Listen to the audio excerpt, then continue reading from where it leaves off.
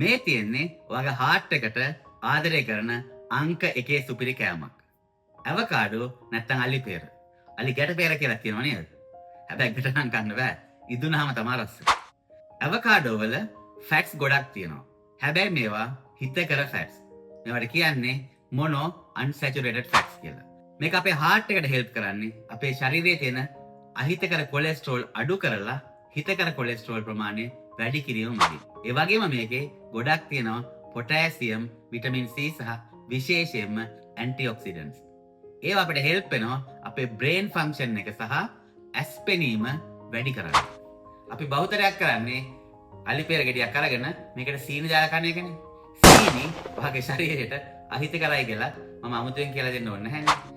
මේ බෙනිෆිට්ස් ගන්න නම් මේක හෙල්ති විදිහට කැමරා ගන්න ඕනේ.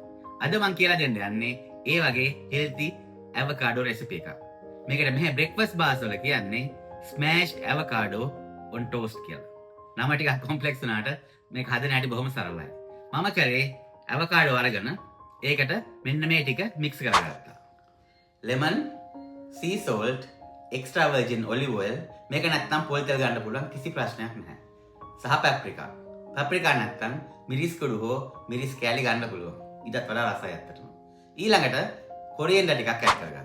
අපි දැන් බටර් හෝ ජෑම් ස්ප්‍රෙඩ් කරනවා වගේ මේ ටෝස්ට් එක අරගෙන මේකේ ස්මෑෂ්ඩ් ඇවකාඩෝ ස්ප්‍රෙඩ් කරනවා.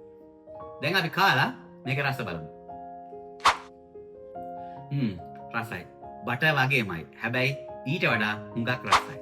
මම මේකට ගත්තේ whole meal bread. Whole meal bread වලට සිංහලෙන් මොකක්ද කියන්නේ? මට වචන ඔලුවට එන්නේ නැහැ.